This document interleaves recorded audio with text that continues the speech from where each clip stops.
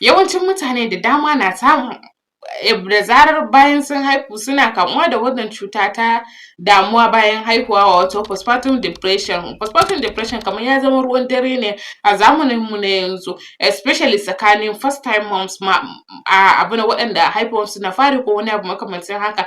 Dalilin kuma irin ba su san irin sabon abu ne kuma ba su da wanda za su yi wa magana ko wani abu makamancin haka sai ka kalla sun faɗa halin damuwa ba tare da ma sun sani ko wani abu makamancin haka ba. So a yau zan ba mu tips ɗin da za mu yi beating na depression, postpartum depression ba tare ma da mun sha wahala ko wani abu makamancin haka ba. Amma abu na fari da kuma mafi muhimmanci da ya kamata ki sani shine watch out for the sign and symptoms na wannan postpartum depression. Postpartum depression cutar damuwa ce da yake kama mutane bayan sun haihu, either bayan kwanaki kaɗan 7 days to bayan kin haihu ko wani abu makamancin haka sai ki kalli cutar damuwa ya kama ki ko wani abu makamancin haka.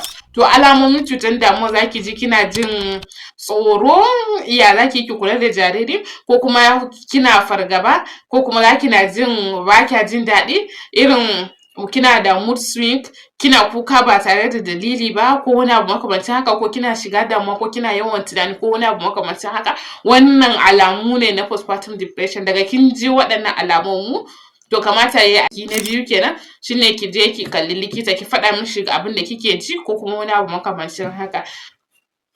Likita kuma zai duba ki ya baki shawarwarin da ya kamata. Sai kuma abu na uku da ya kamata ki sani shine idan kin ji waɗannan yanayi ki faɗa wa mai gidanki ki ce ni fa ga yanayin da nake ji, ina jin tsoron kaza kaza ko kuma ga damuwa ta kaza kaza. Idan ma ba ki iya faɗa mijinki ba ki faɗa iyayenki ko kuma ƙawayenki ko wanda yana kusa da ke, domin idan kina samu ki faɗa abubuwan da yake damunki hakan zai taimaka wajen ba za ki kamu da wannan cuta ba ko kuma zai rage abin nan intensity na wannan cuta. Sai kuma na huɗu samun hutu. Yawanci abin da yake kawo depression ma stress ne na bayan haihuwa saboda ayyukan za su yi miki yawa kuma ba za ki iya balancing rayuwanki normal rayuwanki kafin haihuwa da kuma bayan haihuwa ba saboda it's something new.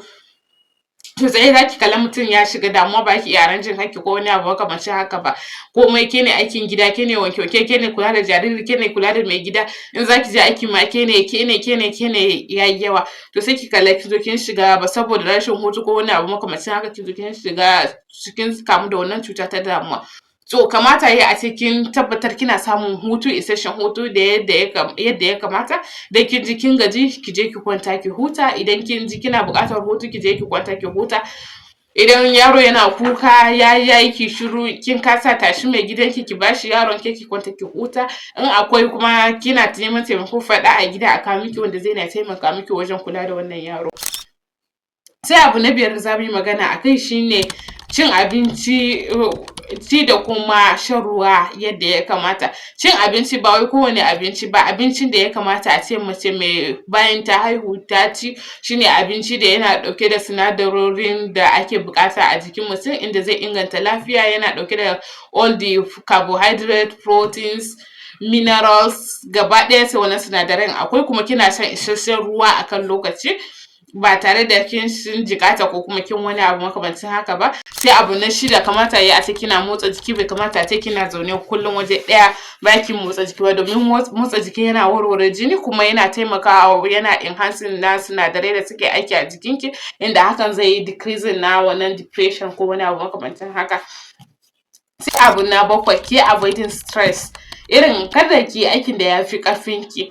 Idan kin ji kin gaji ko kuma ayyukan gidanki ba za ki iya yi ba ko kuma abubuwan sun miki yawa especially first time moms ko wani abu, nemi taimako daga wajen iyaye, faɗa musu ke fa gashi abin da kina ci wani abu makamancin haka. In ma shara ne nemi almajiri ya yi miki shara da wanke wanke sai ki rage wasu ayyukan sai ke ki wasu daga cikinsu.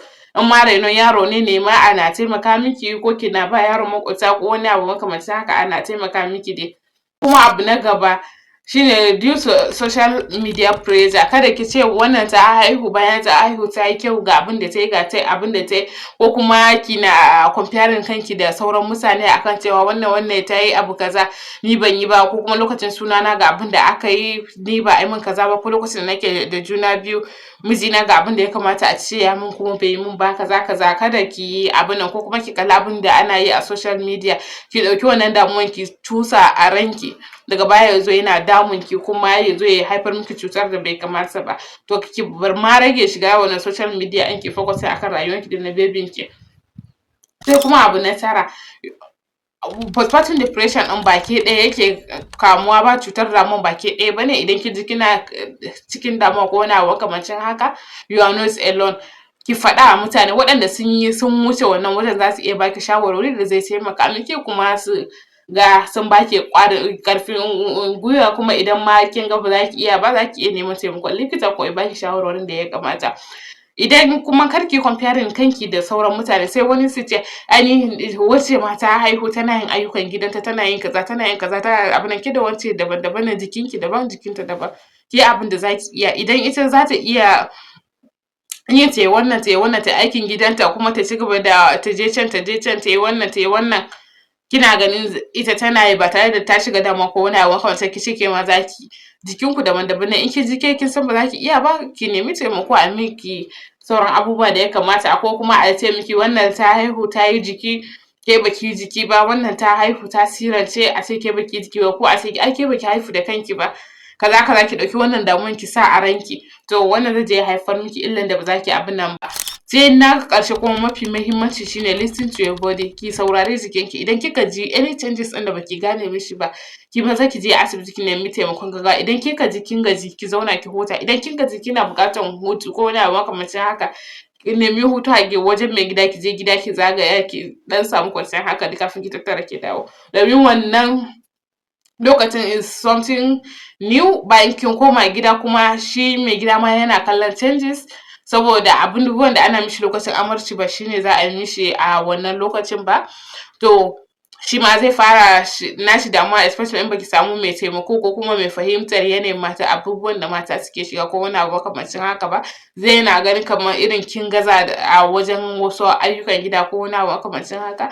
Haka zalika kuma to kamata yayi a ce kin lura da jikinki, kuma kar ki yi comparing kanki da sauran mutane.